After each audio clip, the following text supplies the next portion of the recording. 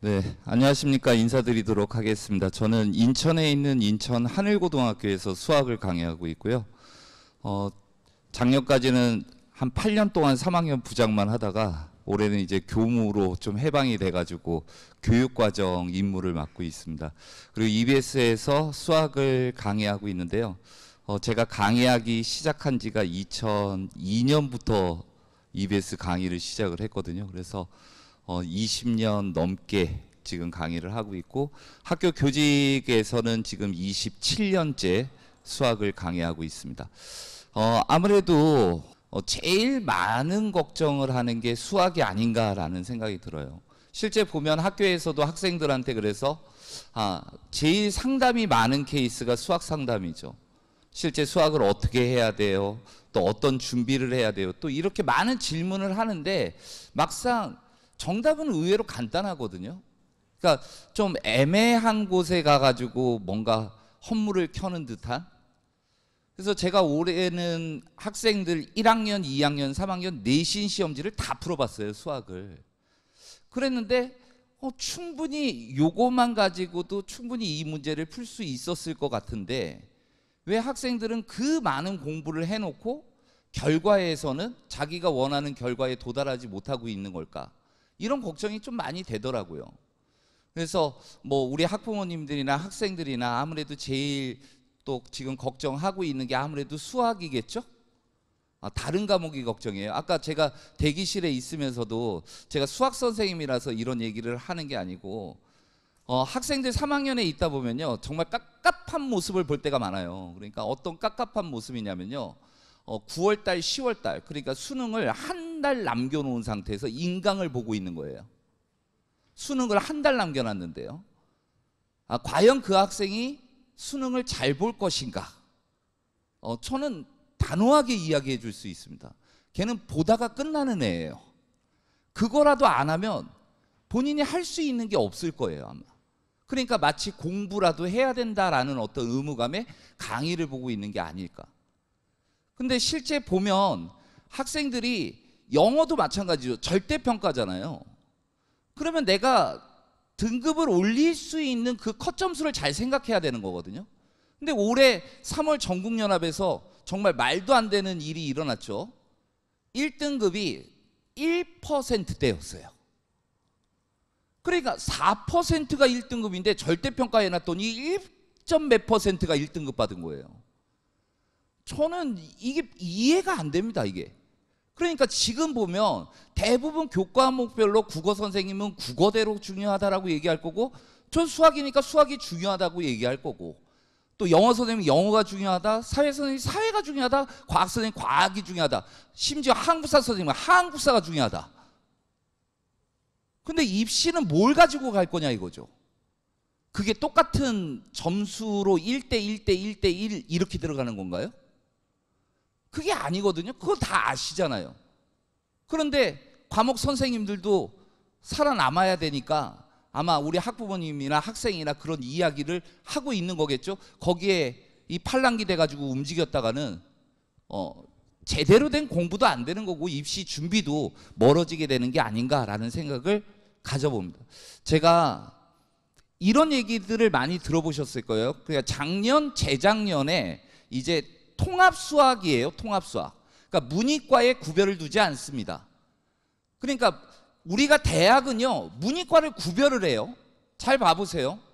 대학에 문과대학이 있어요. 인문대학, 사회과학대학, 자연과학대학, 공과대학, 이렇게 딱 문이과에 선이 있습니다. 그런데 이제 이 선을 갖다가 없애겠다라고 해줬어요. 근데 수시에 없애지는 않습니다.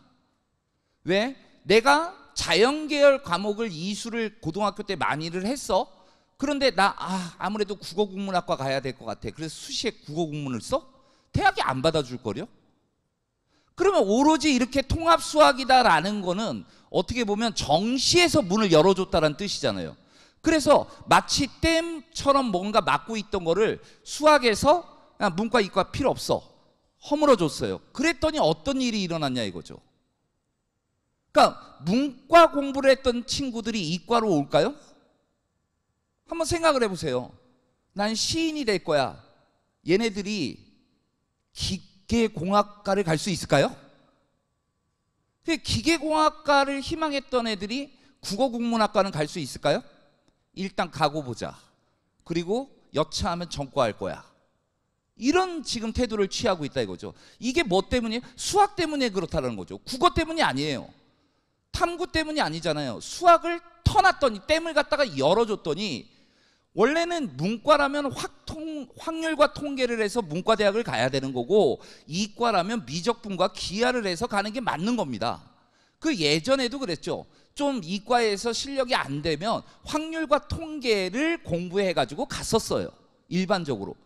그런데 문을 터버리니까 미적분한 애들이 전부 이쪽으로 가버리는 거죠. 중요한 거는 성적이 동일하게 나온 상태에서 보내고 있다는 거예요. 확률과 통계를 선택한 애들끼리 등급을 내주던 시절이 3년 전 이후예요.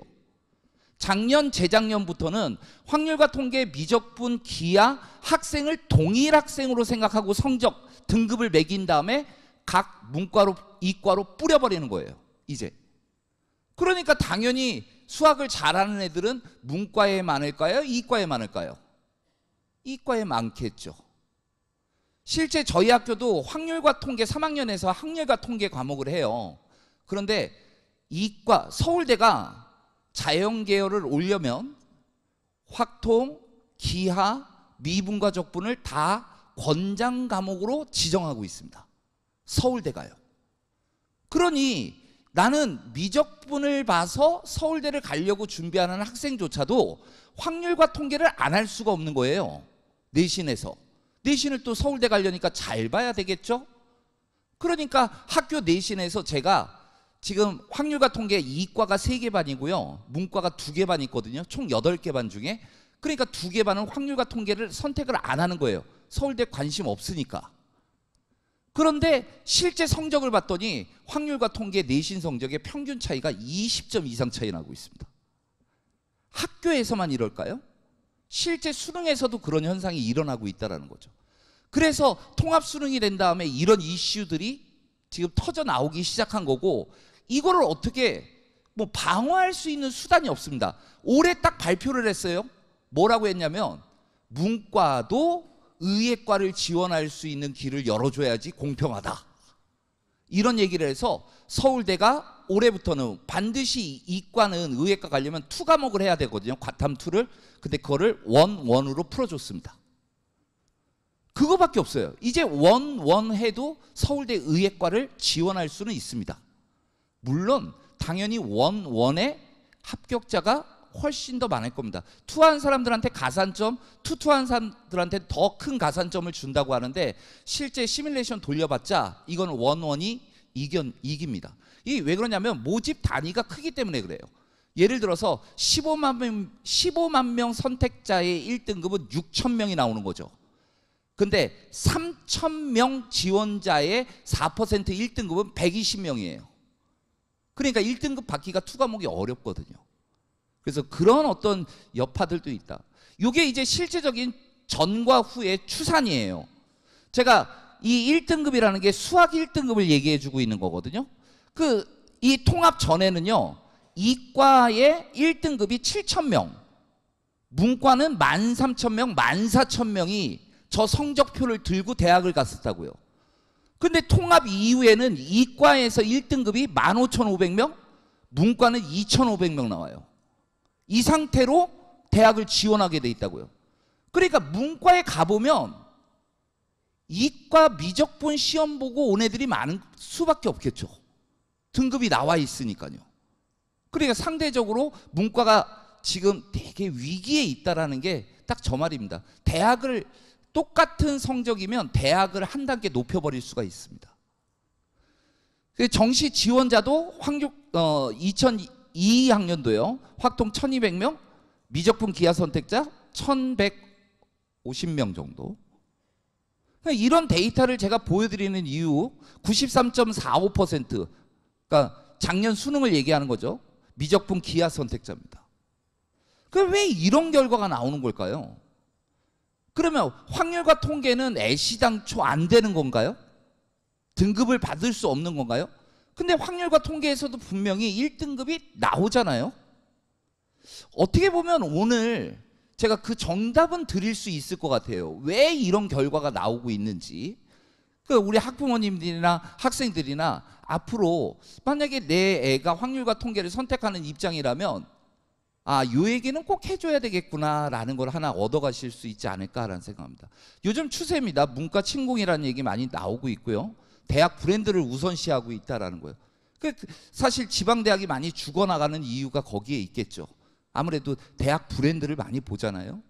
그 다음 문과 침공, 그 다음에 교육대학. 이게 경인교대 3%, 부산교대 5 플러스 5%, 진주교대 5%. 이게 무슨 뜻인지 아세요? 이게 올해 2024학년도 정시는 아직 발표 안 했습니다. 대학이. 근데 이거 안 바꿀 거예요 아마 교대. 이게 뭐냐면요, 미적분 기하 선택자들한테 주는 가산점이에요. 그리고 부산교대는 5 플러스 5죠. 부산교대는 더 세요. 과탐 선택자한테 5%를 더 줘요. 그러니까 부산교대에는 이과생들만 받겠다는 뜻인가요? 근데 이거를 아니 교대라고 했으니까 아무래도 문과, 이전에는 문과적인 성향이 좀 더 많았다면 지금 이렇게 가산점을 주는 대학에 예전 문과 점수로 갈 수가 없죠. 가뜩이나 또 요즘 초등 임용 떨어진다고 그래가지고 지원자 수도 떨어지고 있는 상황에서 문과 학생들이라면 되게 힘든 상황이 펼쳐질 수밖에 없다라는 거죠. 이거는 등급입니다. 작년 이 맨 왼쪽에 있는 게 재작년, 그 다음에 작년, 그 다음에 빨간색이 올해 6월 달에 치러진 모의평가, 6월 모의평가죠. 평가원 시험이에요. 전국연합이 아니고요. 평가원 시험입니다. 시험은 전국연합과 평가원으로 이렇게 분리된다라고 생각하시면 돼요. 전국연합은 시도교육청, 그러니까 서울시, 인천시, 경기도에서 주관하는 전국연합, 그러니까 고등학교 선생님들이 출제위원이 되는 거고요. 모의평가, 평가원 주관이라는 거는 일부 학교 선생님과 대학 교수진들이 합쳐가지고 출제가 이루어지고 있는 시험이라고 생각하시면 됩니다. 그래서 1등급을 보면 세문항에서 네문항입니다. 그러니까 1등급을 받으려면 머릿속에 세문항에서 네문항인데 여차다 네문항은 2등급으로 내려갈 수 있다는 점. 그러니까 최저를 생각해야 하는 입장에서는 세문항 1등급 이렇게 기억해 주시는 게 좋겠죠. 2등급을 보면 별 차이는 안 나요. 이게 6문항인 거거든요. 6문항. 그러니까 5문항 틀리면 4점짜리가 어려운 문제니까 5개 틀리면 20점 날아가는 거잖아요. 그러면 5개에서 6개, 7개라고요. 3개, 4개, 6개, 7개. 그게 2등급. 그 다음엔 제가 주고 있지 않죠? 그 다음 4등급이 있어요. 5등급 한번 봐보실래요?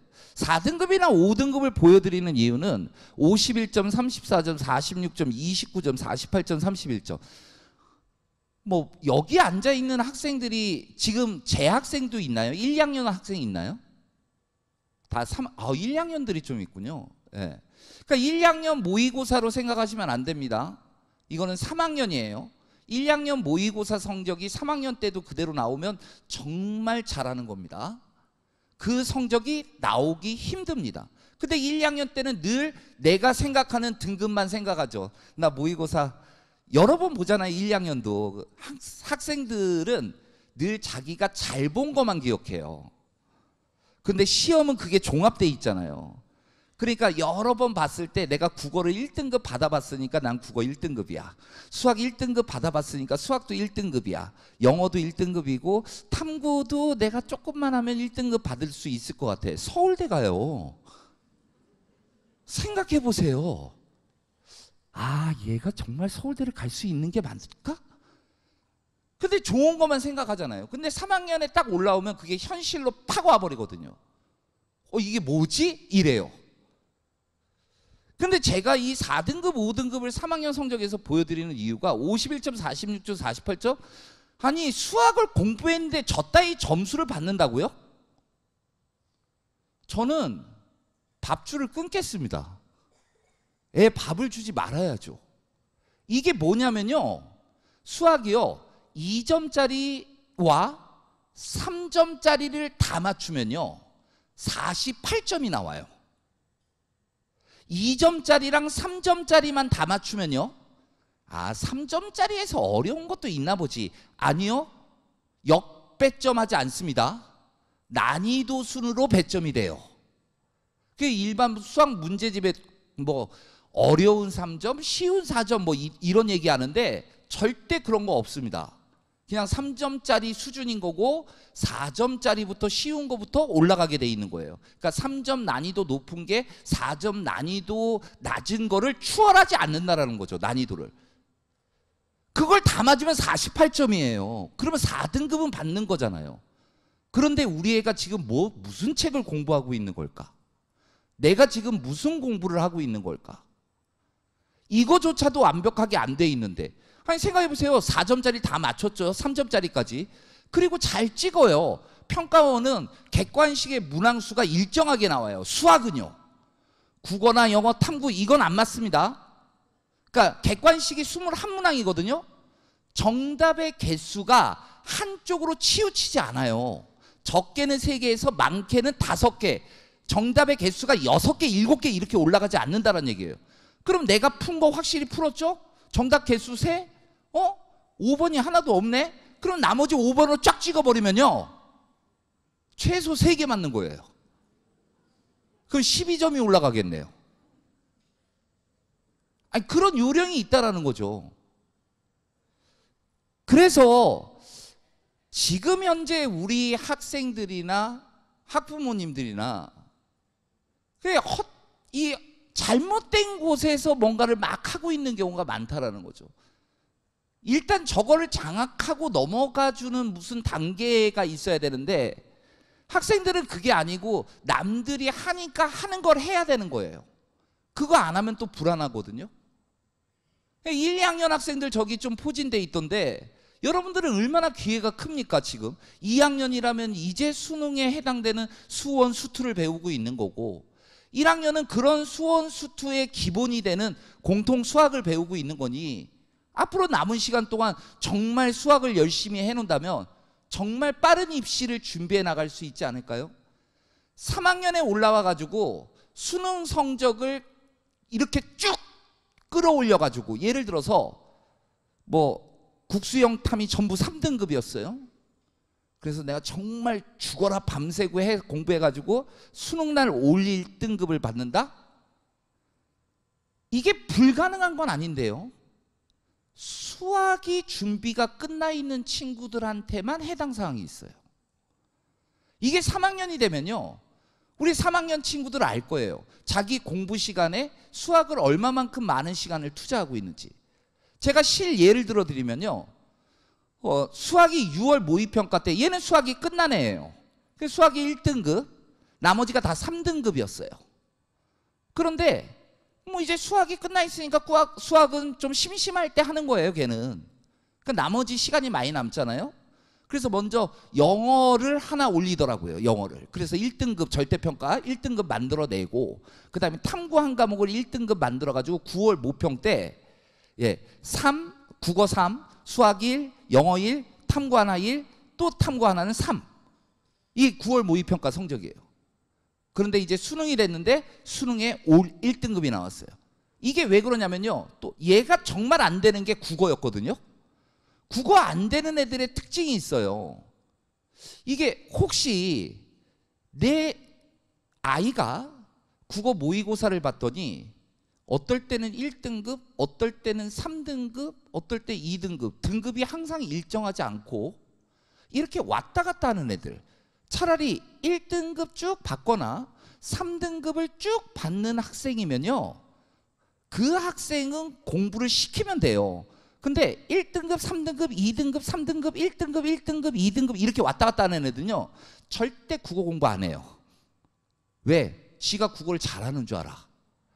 이게 성적이 왜 이런 줄 아냐면요, 자기한테 편안한 지문이 나왔을 때는 1이 되는 거예요. 근데 불편한 지문이 나오면 3으로 떨어지는 거거든요.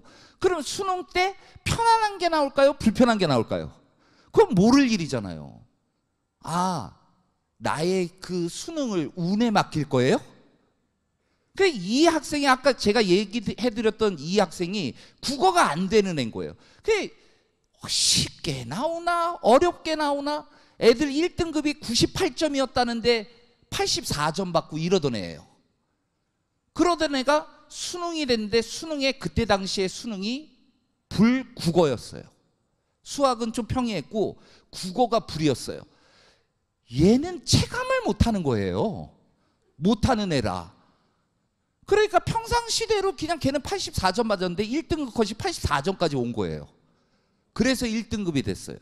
그래서 정시에 연세대 수학과랑 상지대 한의학과를 갔는데 제가 어디 가라고 그랬겠어요? 당연히 거기 가야죠.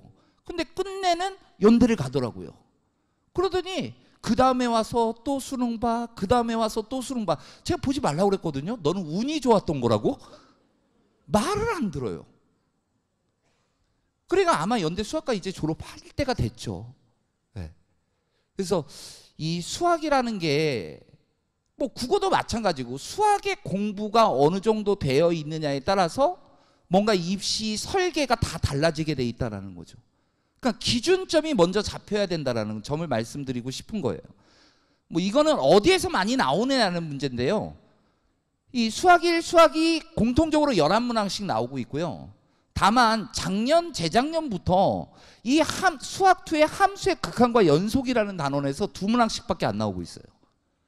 그래, 이게 1단원, 2단원, 3단원인데 1단원은 우리 정말 열심히 하잖아요. 아버지 어머니들 기억나시는 거 있죠? 우리 수학의 정 뭐 있잖아요. 맨날 집합만 풀다 끝난 거 있잖아요.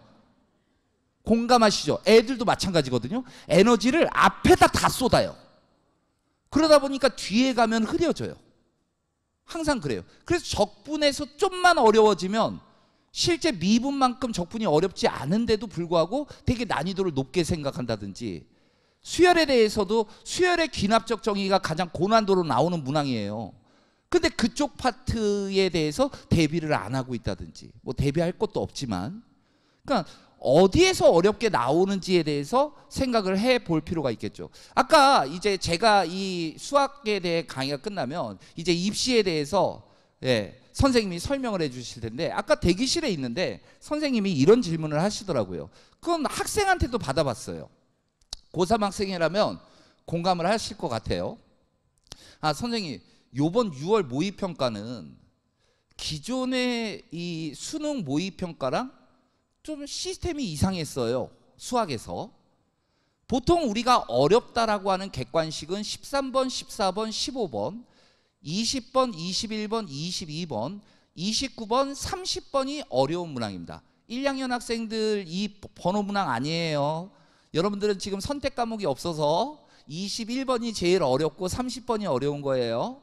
3학년 학생들은 딱 정해져 있어요. 13, 14, 15, 20, 21, 22, 29, 30. 23번부터 30번 8문항이 바로 선택 과목 문항입니다. 그런데 학생들이 그러는 거예요. 선생님, 그 문제보다 지금 제가 말씀드린 문항 번호 있잖아요. 그 번호보다 이상한 번호에서 어려움이 느껴졌어요. 12번, 13번, 19번 이런 게 어려웠어요. 이번 시험은. 그러니까 학생들은 기존의 앞에 거를 빨리 풀고 나중에 이 문항들을 푸는 거거든요. 제가 말씀드린 문항을 제외한 문항을 먼저 풀고 이렇게 푸는 거거든요. 그런데 학생들이 그 앞에서 많이 걸려 넘어지니까 나 이거 손도 못 대고 시험이 끝나버려가지고 이상한 느낌을 받은 거겠죠. 아, 그래서 뭐 문항의 배치가 지금 달라진 게 아니냐라는 건데, 저는 이거 솔직히 확답 지어 드릴 수는 없습니다. 9월 모평까지는 가봐야 될 것 같은데 그 이유도 잠깐 이따가 설명을 드릴 거예요. 이거거든요. 제가 지금 말씀드린 문항 번호가 오답률 5위 안에 다 들어가 있다는 거죠. 그런데요, 아까도 제가 그랬잖아요. 어려운 문항이 뭐라고 그랬어요? 13, 14, 15. 이거 객관식이에요. 20, 21, 22 주관식, 29, 30 주관식입니다. 그럼 객관식은 몰라도 뭐 할 수 있죠? 찍잖아요. 찍잖아요.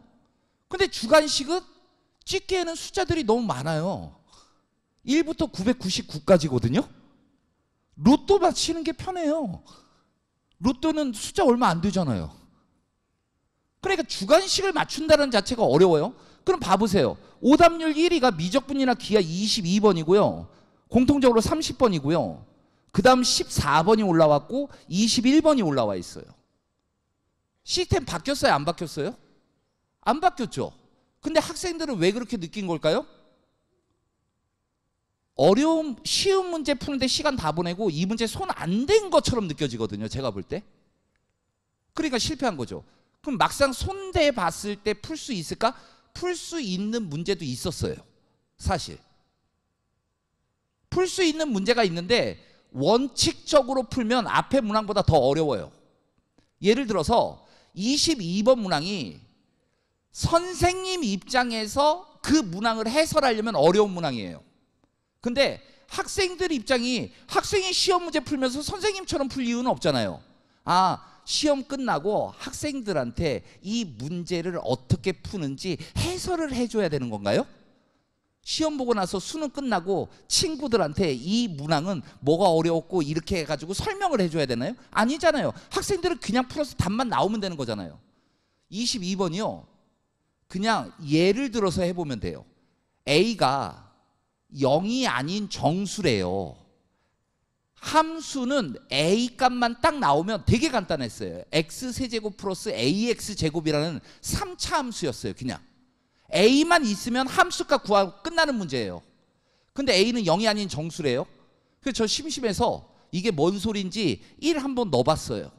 그랬더니 안 되더라고요. 그 다음 뭐 넣어볼 것 같아요 제가? 2 넣어요? 아, 2는 이렇게 가는 건데요. 저는 음수도 해당 사항이 있는 거잖아요. 그래서 보통 1 간 다음에 마이너스 2로 가거든요. 왔다 갔다 이렇게 펼친다고요. 그래야지 다 어우를 수 있잖아요. 그래서 마이너스 2를 가봤어요. 마이너스 2가 정답이었어요. 그러니까 실제 정답을 내기까지 풀이는 한 2줄도 안 걸린 문제가 최고 난이도의 오답률에 해당되는 풀이에요. 학생들이 푼다면. 근데 그걸 설명하려면 어렵죠. 저도 고민해봤어요. 왜 평가원에서 이렇게 쉬운 거를 22번 가장 어려운 문제에 배치를 했을까? 대입하면 쉽지만 원칙적인 해설은 무지 어려운 거예요. 그러니까 뒤에 배치될 수밖에 없는 거죠. 그런 걸 보더라도 지금 난이도를 의도적으로 뭐 13, 14, 15, 20, 21, 22, 29, 30이 어려운 문항인데 그 어려운 문항에다가 쉬운 문항을 놓고 그 나머지 앞에다가 전부 좀 더 어려운 문항? 얘는 쉽고 얘가 어려운 문항을 놔서 학생들을 골탕 먹여야지. 절대 평가원 이런 적 없다라는 얘기입니다. 하나의 사례를 들어드릴게요. 2015학년도 대수능에서요. 수학 1등급 컷이 얼마 나온지 아십니까? 100점 떨어졌습니다. 그때 많은 재수생들이 의예과 가려고 재수했던 친구들이 대거 실패했어요. 대거 실패했어요. 수학 때문이었습니다. 어떤 정설이 있었냐면요. 그때 당시에는 수학이 21번이 가장 어려운 거, 30번이 가장 어려운 거예요. 21번은 객관식, 30번은 주관식이었습니다. 그러니까 학생들이 학원에서도 전부 이렇게 훈련시키는 거예요. 야, 30번은 시험지에 없다. 29번까지만 다 풀어. 그러면 의예과 가는 거야. 이렇게 학원에서도 지도가 이루어진 거예요. 그래서 학생들이 29번을 해가지고 96점 딱 받은 거예요. 채점은. 그런데 시간이 지남에 따라 1등급 컷이 점점 올라가더니 처음엔 96으로 발표되더니 100. 일주일 지난 다음에 100이라는 점수가 올라오더라고요. 가채점 결과 100. 그럼 96점 받은 애 2등급이에요. 의예과 못 갔죠. 의예과 못 갔죠. 그 수학 한 문제 때문에 재수한 1년이 날아간 순간이 돼버린 거죠. 그런데 그때 당시에 30번이 21번 나머지 29문제도 평이했고 30번도 예전에 비해서 쉬웠던 거예요. 일부러 학생들이 30번을 안 푸니까 30번을 쉽게 해서 30번 도전하는 애들은 맞추게 해줘야지, 평가원 이런 생각 안 한다라는 거죠. 그래서 주변에서 들리는 어떤 다른 거에 대해서 너무 귀를 열고 그런 안테나를 잘못 방향을 틀지는 말아주셨으면 한다라는 거예요.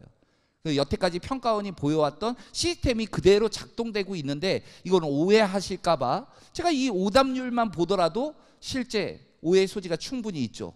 그리고 제가 말씀드린 게 22번이 객관식에서 가장 어려운 문항에 주관식에서 속하더라라는 거예요.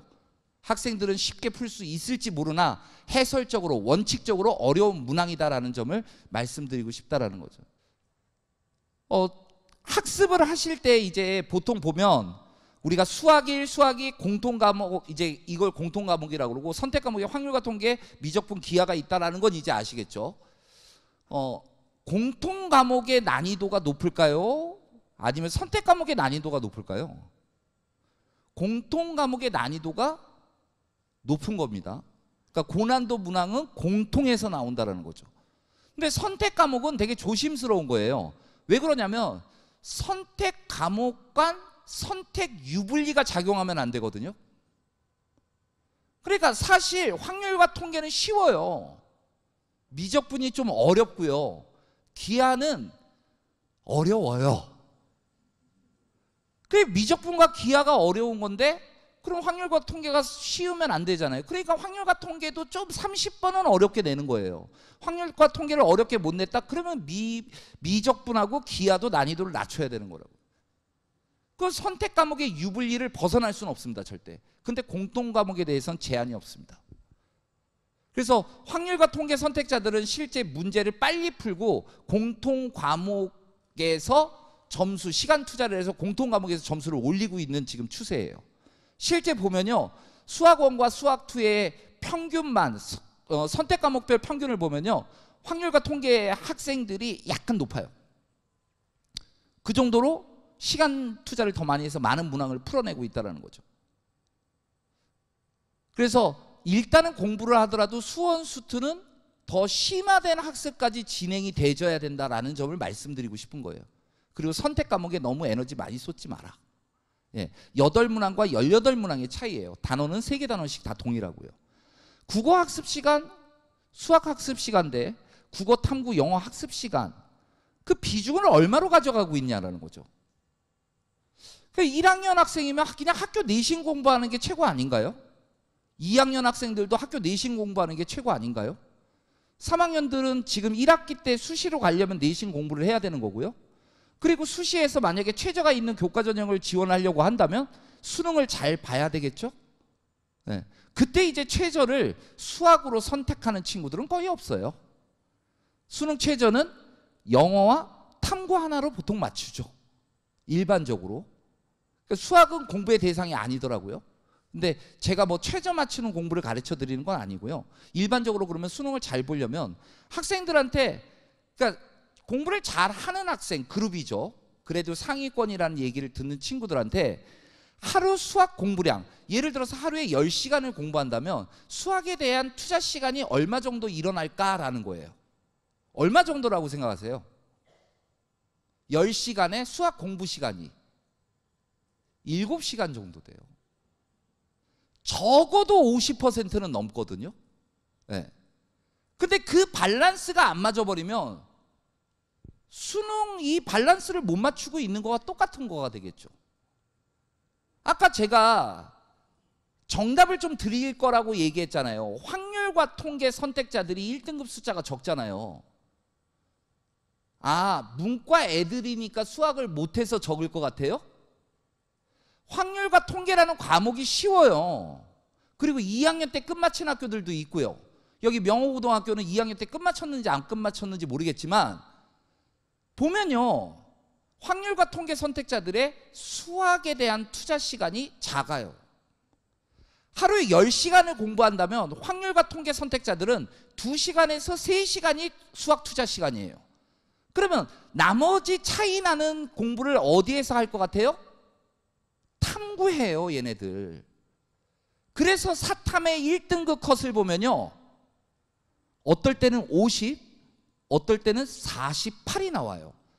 사탐은요 2점짜리가 있고 3점짜리가 있습니다. 그러면 어려운 문제는 몇 점짜리겠어요? 3점짜리겠죠. 그러니까 3점짜리 하나 틀린 47점은 2등급으로 간다는 거예요.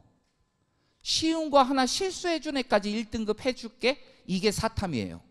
과탐은 그렇지 않거든요. 1등 컷이 뭐 47, 46, 44 이 정도도 좀 여유가 있다고요. 그러니까 사탐이 그렇게 치솟는 이유는 학생들이 사탐에 대한 공부 시간이 수학 공부 시간에서 뺏어 했으니까 그런 거죠. 그러면 상대적으로 봅시다.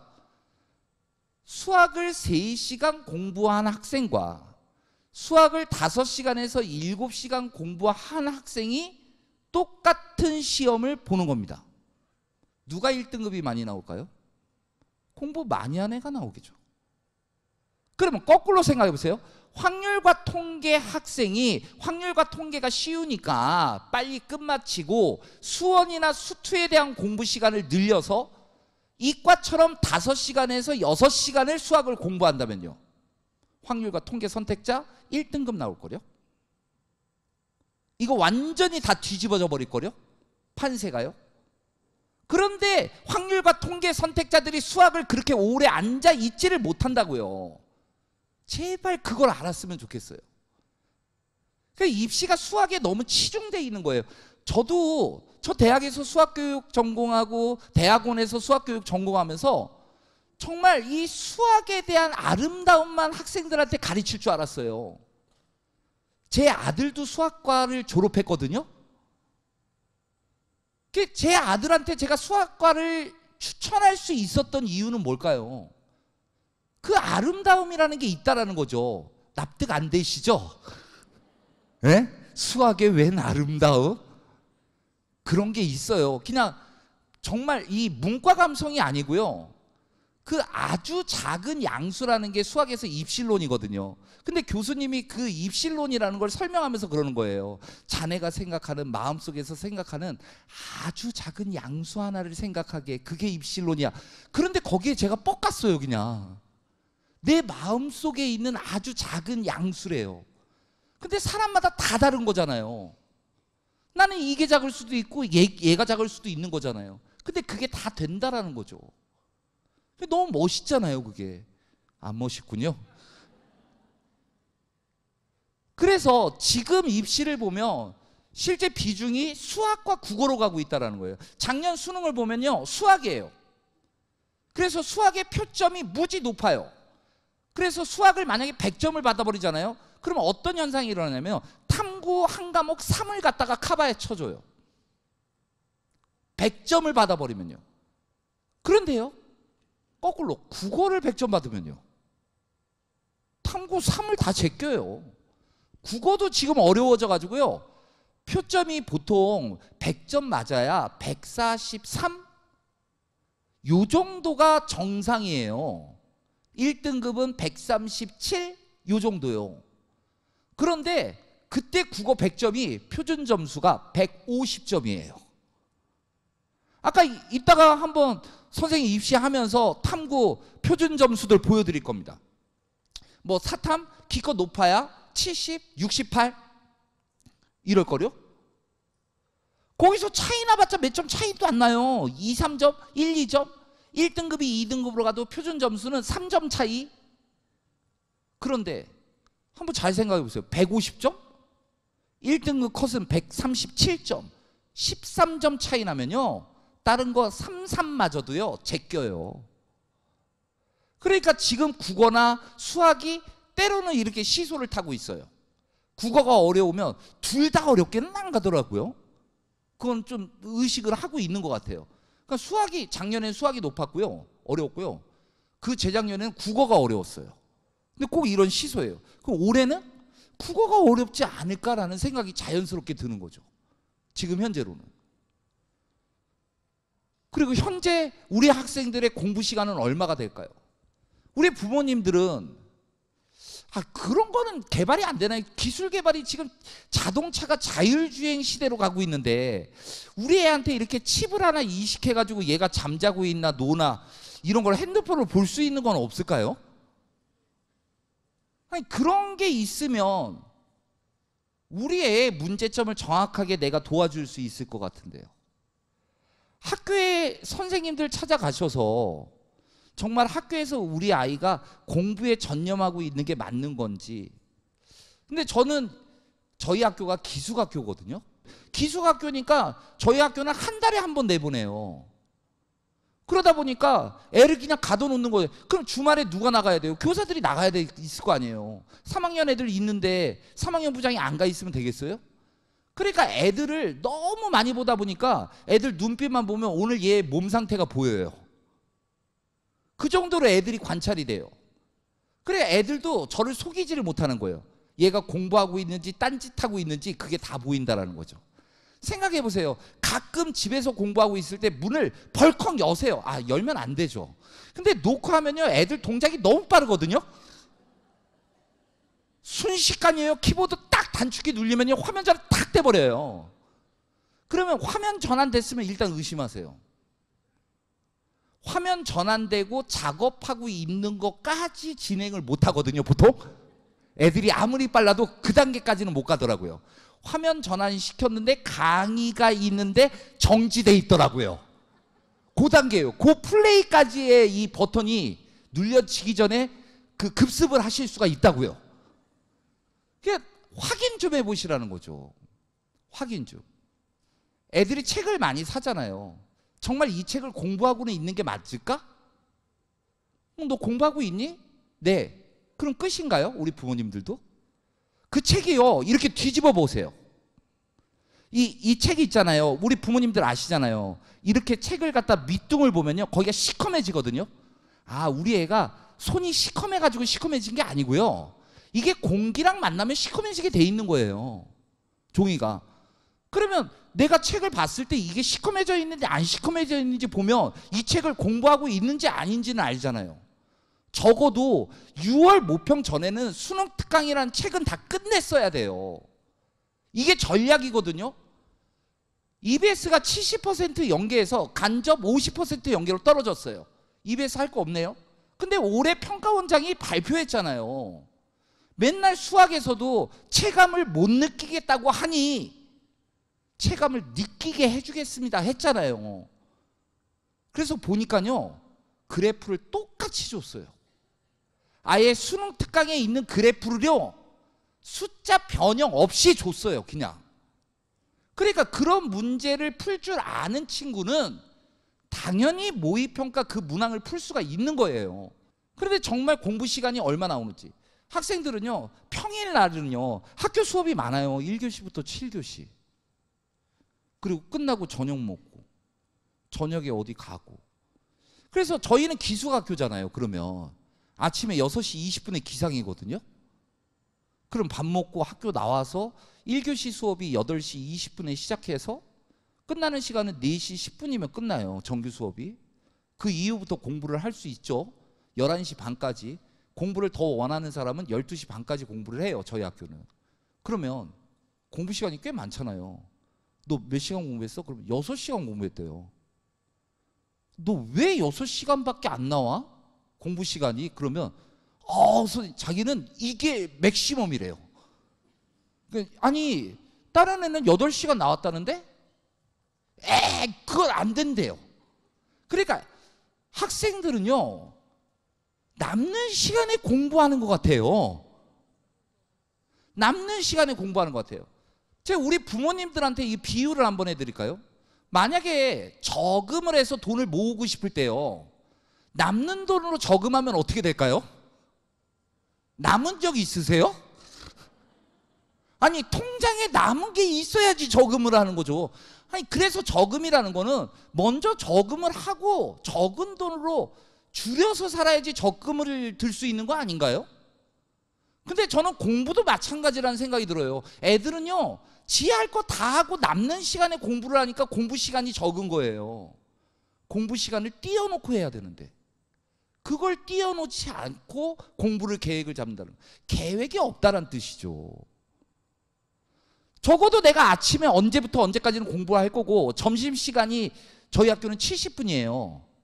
명호고등학교는 점심시간이 얼마입니까? 점심시간이 몇 분이에요? 명호고등학교 학생 아니에요? 60분이요? 되게 짧네요. 저희는 70분 가지고도 운영이 안 되더라고요. 학생들이, 여기도 남녀공학인 걸로 알고 있는데요. 저희도 남녀공학이라 이게 밥을 빨리 먹이는 방법이, 급식은요, 맛없는 거 주면 빨리 나가더라고요. 근데 맛있는 거 주잖아요? 이거 품평히 하더라고요.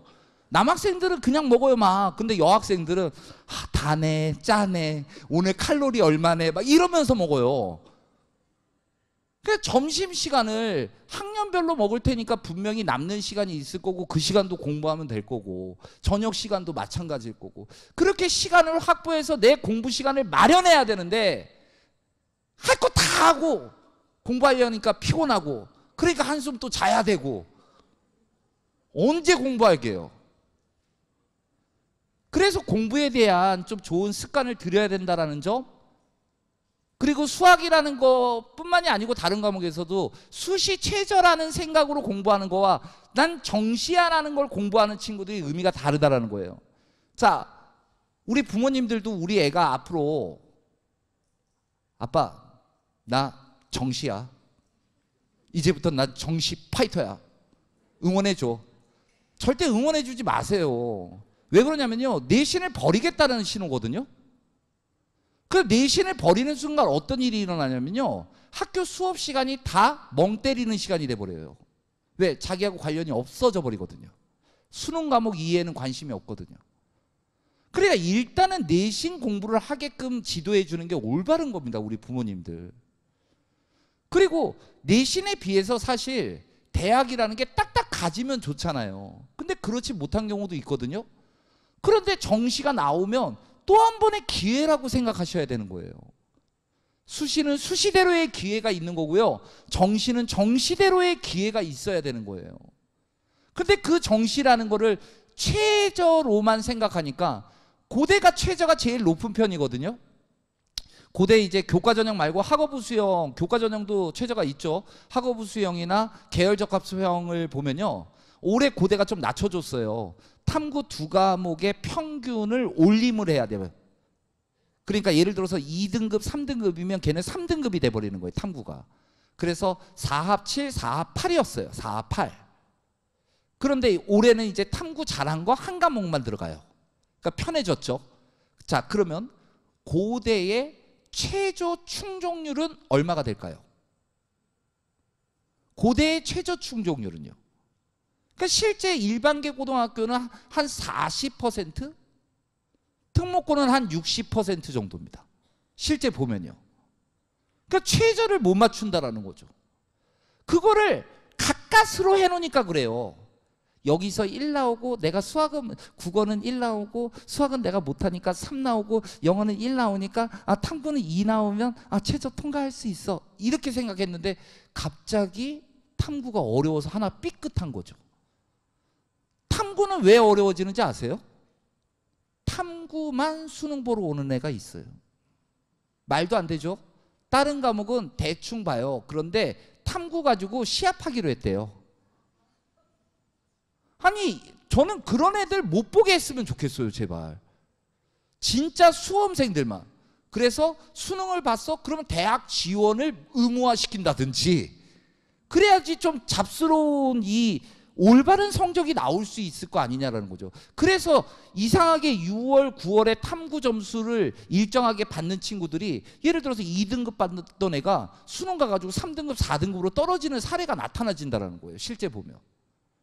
그게 이제 왜곡된 수험생들 때문에 그래요. 예. 그래서 수시 최저를 가까스로 설정하는 게 아니고 좀 목표를 높게 하고 거기에 맞게 노력을 해줘야지, 약간의 어떤 오차가 발생되더라도 통과할 수 있는 거 아니냐라는 거죠. 학생들 가르치다 보면 이런 질문들이 제일 많이 해요. 개념은 아는데 문제 해결력이 부족한 것 같다라는 질문을 제가 제일 많이 들어요. 아까도 말씀드렸잖아요. 3점짜리까지 다 맞추면 48점이라고요. 그런데 얘들이 공부하는 게 실제 4등급, 5등급이면서 1등급, 2등급 책 가지고 공부하고 있다는 거죠. 그러니까 그러지 않았으면 좋겠다는 거예요. 제가 이번 6월 모의평가를 보면서 저도 해설 강의에 참여했는데요. 제가 학생들한테 마지막에 이런 이야기를 했어요. 정말 이 시험이 문제집을 10권 풀어야지 잘 볼 수 있던 시험이었습니까? 라고 해설 강의 중에 제가 얘기를 한번 했어요.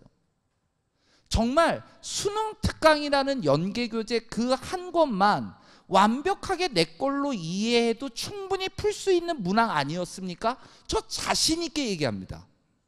충분히 해결할 수 있는 문항이 나왔습니다. 그러니까 우리 연계교재라고 하고 있는 수능 특강 수능 완성만 정말 내 걸로 풀어보라고요. 그것만 완벽하게. 근데 뭘 그렇게 많은 걸 하냐고요 지금. 거기에 조금 더 여유 부린다면 기출이라는 걸 봐야죠. 기출 문제가 중요하니까요. 제가 말하는 기출은 평가원 기출을 얘기하는 거예요. 그래서 이 친구들이 실제 보면 개념은 아는데 문제 해결력이 없다고 하는 애들이 개념이 없는 경우가, 요즘은 우리 세대랑은 전혀 달라요. 제가 EBS를 2002년도에 시작했다는데 그때는 인터넷이 없던 시절입니다. 인터넷 없고 부모님이 아시잖아요. 그거 뭐 천리안 뭐 이런 거 쓰던 시절인 거. 네. 그때는 TV 방송이었어요. 저는 TV 방송이에요. 제 EBS 아이디가 TV로 나갑니다. 네, 옛날 사람 이렇게 돼 있죠. 그런데 실제 정확하게 아셔야 되는 것 중에 하나가 이 학생들이 요즘은요 정말 뭐가 없어서 공부를 못하는 게 아니에요. 우리 때는요 학교에서 수업을 못 듣잖아요. 그러면 집에 와가지고 EBS 그 녹화된 거 있잖아요. 테이프 그거 들었었잖아요. 그리고 녹화가 잘못되면 막 화내고 나 어쩌란 말이야 막 이랬잖아요. 그러니까 유일하게 학교에서 뭔가 안 됐을 때 보충할 수 있는 게 유일한 통로가 그거였거든요. 근데 요즘은 그거 말고도 강의가 널려 있거든요. 뭘 몰라서 못 듣는 경우는 없어요. 근데 듣는 건 잘하는 거야. 듣는 건 너무 잘하는 거예요. 개념을 안다고요? 학생이 아는 개념과 학생이 아는 개념이 달라서는 안 돼요. 다시 말하면요, 학생이 선생님처럼 개념 설명을 할 수 있어야 돼요. 그게 개념의 완성이라는 거예요. 그런데 학생들은 대충 아는 걸 안다고 생각하는 거예요. 그러니까 우리가 그 너튜브에서도 이렇게 보고선 들었잖아요. 그러니까 아는 것처럼 얘기하잖아요. 그죠? 그 우리 아버지 어머니도 생각해 보세요. 모르는 거 있어요? 거기에 물어보면 알잖아요. 다 들으니까 다 아는 거잖아요. 그리고 시험 보면 어떻게 될까요? 그리고 시험 보면 어떻게 될까요? 제가 아버님 어머니 유튜브 10편 보여드린 다음에 그 유튜브의 내용에 대해서 시험 문제를 만들어가지고 시험 보면 잘 나올까요? 그게 안 나온다라는 거죠. 학생도 똑같은 거거든요. 수학을 못해요? 얼마 전에도 질문 받은 거거든요. 그러니까 지금 수학을 다시 공부하면서 다시 제대로 하고 싶어가지고 고등학교 1학년 수학 이제 끝나가고 이제 수원, 수투, 미적분 할 거래요. 올해 수능 보는 애가, 올해 수능 볼 애가 그러면 수원, 수투 하다가 1학년 수학은 다 맞출까요? 또 틀릴걸요? 그럼 차라리 중학교부터 내려가지. 중학교 해보세요. 초등학교로 내려가야 될걸요? 분수부터 헷갈릴걸요? 초등학교 문제도 어려운 거 많아요. 근데 사실 그냥 수능 과목만 하면 돼요. 하다 모르는 게 나오면 그걸 알아가는 게 공부 아닐까요? 그걸 채워나가는 공부를 하면 되잖아요. 물론 수학은 이 단계가 있어요. 단계가 있지만 사실 수원, 수투는 단계가 없습니다. 그리고 선택 과목 똑같은 겁니다. 미적분만 다른 거죠. 어떻게 보면 수투에서 공부한 내용이 미적분하고도 연결이 되니까요. 그거 이해는 독립단원이라고 생각하시면 돼요. 그래야 모르는 거 있으면 거기만 채우시면 되거든. 수학에서 실수가 많대요. 그런 얘기 제일 많이 들어보셨죠? 실수했어. 더 해야 되는데 뺐어. 이것만 맞았으면 좋았을 텐데. 그래, 다음번 실수하지 마. 우리 부모님들이 위로해 주는 말 제일 이 말 아니에요? 다음번엔 실수하지 말고 왜 그랬니? 조금만 침착하게 하면 이제 그런 실수 없으면 다음번엔 잘 받아와야지 했는데 다음번도 어떠죠? 계속 실수야. 왜 그럴까요? 이것도 간단해요. 그 이유를 알면 되고 극복을 해야 되는데 극복을 안 하는 사례가 많아요. 우리가 구구단 외우는 거 자신 있으세요? 아버지 어머니들? 구구단을 실수할 이유 있을까요 없을까요? 47에 54 79 다 안 해요. 근데 그거 가지고 구구단 게임하죠. 구구단을 외자 그러잖아요. 갑자기 속도가 높아지니까 이상한 숫자 막 얘기하죠. 딱 이거거든요. 딱 이거라고요. 내가 평상시에 아는 거와 그걸 제한된 시간 내에 뭔가 해야 되는 건 다른 거라고요. 시험 시간은요, 초시계가 째깍째깍 돌아가고 있는 시험이라고요. 그래서 시험이 끝난 다음에 집에 와가지고 차분하게 다시 풀어봐요, 시험 문제를. 그러면 다 실수만 보여요. 아, 선생님, 제가 집에 가서 다시 풀어봤더니 이번 시험에서 못 푸는 건 딱 2문제밖에 없더라고요. 이 얘기를 한데도요, 발전이 없을 거예요. 발전이 없을 겁니다. 왜? 시간의 압박을 이겨내지 못하고 있는 거예요. 그런데 이게 사실 인강의 폐해로 작용하고 있는 겁니다. 인강이요, 보면요, 얼마나 친절한지 아세요? 이거는 수요자 입장을 맞춰줘야 되는 거거든요. 수요자 입장을 안 맞춰주잖아요? 아이, 여지없어요. 그걸 왜 들어요? 그러니까 수요자 입장을 맞춰주려면 어떻게 해야 될까요? 친절해야죠. 자세해야죠. 이러니까 시험 문제를 풀면서 정말 선생님이 가르쳐 준 대로 친절하고 자세하게 풀이를 적어 나가요. 그러니 시간이 없죠. 국어도 다른 탐구도. 제가 시험지 풀 때는요, 정말 암산이 되게 많아요. 암산이 많아요. 학생들한테도 의도적으로 숫자들 암기를 많이 시킵니다. 예를 들어서 뭐 거듭제곱 숫자 같은 거는 암산을 많이 해요. 뭐 11의 제곱 얼마예요? 아버지 어머니들은 잘 모르시지 않나요? 학생들은 잘 알아요. 지금 120일 나오죠. 12의 제곱은? 네. 13의 제곱은? 14의 제곱은? 196. 이제 살짝 흔들린다. 15의 제곱은? 225. 우리 뒤에 있는 학생이 더 잘하네. 16의 제곱은? 얘도 흔들리네. 또 학생 어디 있을까? 16의 제곱은? 네? 256. 16의 제곱은 2의 4제곱의 제곱이면 2의 8제곱이니까 256. 2의 9제곱 512. 2의 10제곱 1024. 25의 제곱 625. 오, 잘하네. 다시 돌아왔다. 35의 제곱은? 당황하네. 1225. 45의 제곱은 2025. 55의 제곱은 3025. 65의 제곱은 4225. 뭔가 규칙이 있는 거겠죠? 아니, 이런 계산이 딱딱 되니까 산수가 쉬워지는 거예요. 근데 학생들은 그냥 계속 거기다가 식만 넣는 거죠. 예를 들어서 1의 제곱 더하기 2의 제곱 더하기 3의 제곱 더하기 4의 제곱 더하기 쭉 해가지고 10의 제곱은 385. 이게 나오거든요. 그런데 학생들은 385라고 안 적고 6분의 10 곱하기 11 곱하기 21 그리고 또 약분하고 앉아 있는 거예요. 이러고 있는 거예요. 또 해볼까요? 1 더하기 3 더하기 5 더하기 7 더하기 9 더하기 11 더하기 13 더하기 15 더하기 17 더하기 19는 100이에요. 1부터 시작하는 n개의 홀수의 합은 n제곱이에요. 1, 3, 5, 7, 9 더하면 25예요. 이런 계산들이 돼야지 산수를 할 거 아닙니까? 산수가 안 되는데. 그래서 학생들한테 자꾸 하라고 그러니까 학생들은 뭐라고 그러는지 아세요? 시험 시간에 절대 그렇게 못한대요. 실수할까 봐 두렵대요. 그러니까 실수하지. 그러니까 실수하겠죠. 평상시에 연습 좀 하면 안 되나요? 그런 산수, 암산을 좀 과감하게 해주시면 안 될까요? 그런 연습이 안 돼 있으니까 시험에 최적화가 안 되죠.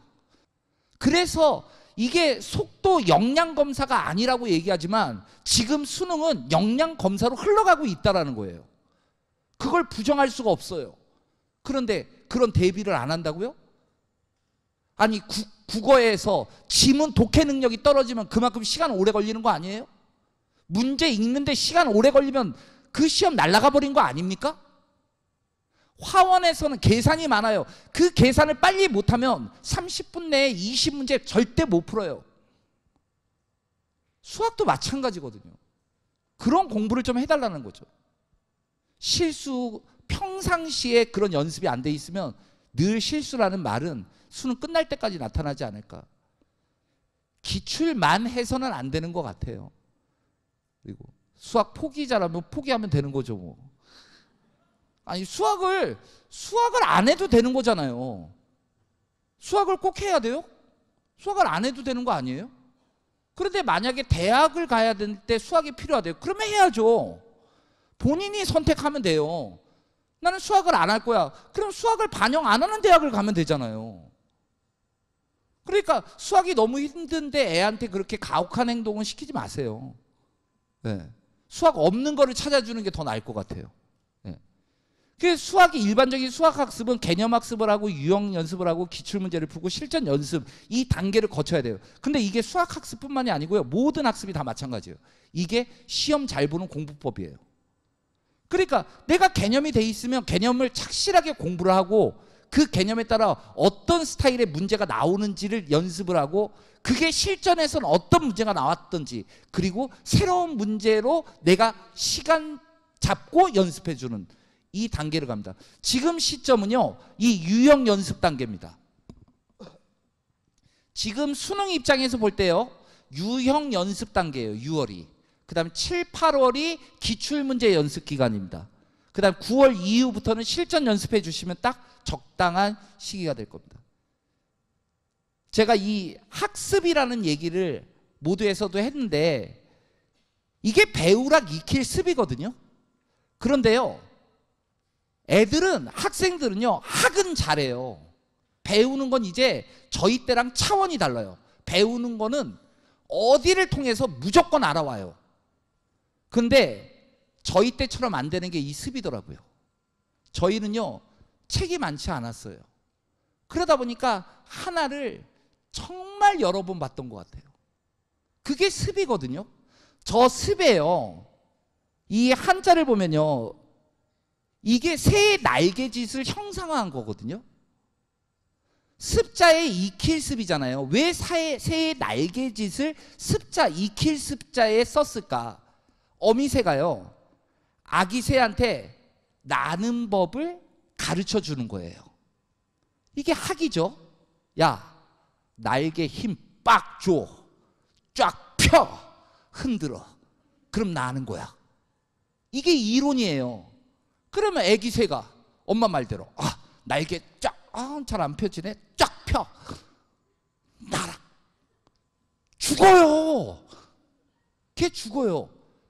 이게 이론만 가지고 안 되는 게요, 펴서 흔드는 연습을 많이 해서 이 날개의 힘이 길러져야지만이 이게 타고 올라갈 수가 있는 거예요. 그래서 새가 날개의 힘을 기르기 위해서 끊임없이 날개짓을 해야 된다라는 그 익힐습이 절에서 습자가 만들어진 거예요. 근데 우리 학생들은 학이 7이고 습이 3이에요. 지금 공부가 그래요. 인터넷 강의를 보는 건요, 학이에요. 그걸 내 걸로 만들지 않으면 절대 내 걸로 쓸 수가 없다라는 거예요. 우리 생활의 달인 같은 거 본 적 있으세요? 거의 고수들 많이 나오죠. 뭐 이런 사람도 있잖아요. 뭐 휙 던지면 딱 골인데요. 이렇게 해서 각도를 한 38도 정도 잡아서 힘은 한 15뉴턴으로 던져볼까? 그게 이론이겠죠? 그럼 나 따라하면 되는 거예요? 따라하면 되는 거예요? 끊임없이 연습해야 되는 거잖아요. 얼마나 많은 실패를 했겠습니까? 그런 실패가 있어야지만이 결국 고수의 길로 갈 수 있는 거 아닌가요? 제가 얼마 전에 읽은 책이 제목이 하도 희한해가지고 한번 읽은 책이 있는데 실패를 해낸다는 것이었어요. 실패를 해낸다라는 것이었어요. 실패는 우리가 당하는 거잖아요, 보통 인지하기로. 근데 그거를 능동적으로 해낸다? 이게 도대체 무슨 말이야? 라고 해서 읽기 시작했는데 딱 되게 공감 가는 얘기가 많더라고요. 우리는 너무 두려운 거예요. 도전이라는 걸 안 한대요. 왜? 실패할까 봐. 그래서 성공할 것 같은 거에만 도전을 한다라는 거죠. 준비가 안 되면 절대 도전을 외치지 않는다라는 거죠. 근데 도전을 외치고 과정 속에서 얼마든지 실패를 겪어도 되는 건데, 근데 우리 어른들이 애한테도, 우리 아이한테도 늘 그런 강요를 했기 때문에 우리 아이들도 그렇게 도전을 어려워하는 건지 실패를 두려워하는 건지 그런 영향도 있지 않았었을까라는 생각도 어른으로서는 좀 갖게 되더라고요. 그래서 어쨌든 우리 친구들이 실수를 많이 해도 되는 건 이 습의 과정이 있을 때 많이 해보고 연습하면서 좀 더 나아질 수 있다는 거예요. 처음엔 잘 안 될 거예요. 이 습은 자신과의 싸움이거든요. 아니, 새가 날개짓을 하는데 엄마가 뭘 도와줄 거예요? 예? 엄마가 뒤에서 바람을 일으켜 줄까요? 깃털 잡고? 그게 안 되거든요. 본인이 이겨내야 되는 부분이거든요. 그래서 이게 힘든 과정이랍니다. 우리 친구들한테 한번 습의 날개를 한번 펼쳐보세요. 그래서 결론만 말씀드리면 수학 학습 시간은 무조건 늘려주세요. 제가 수학 선생님이기 때문이 아니고, 뭐 만약에 학부모님들이 그거를 갖다가 아이 쟤는 수학 선생이니까 수학 늘리라는 거겠지 라고 얘기하신다면 분명히 판단 잘못하셨다고 저는 확언할 수 있습니다. 그 이유는요, 대학 수학 능력 시험이잖아요. 대학 수학 능력 시험인데 뭐 공부하시려고 그래요? 그래서 제발 수학 공부 좀 열심히 해주셨으면 좋겠고요. 좋은 공부 습관 가졌으면 좋겠어요. 그게 습의 과정이라는 거예요. 학에 치중이 돼 있는 게 아니고 습에 치중이 돼 있는 그런 우리 학생들이 되어주셨으면 좋겠습니다.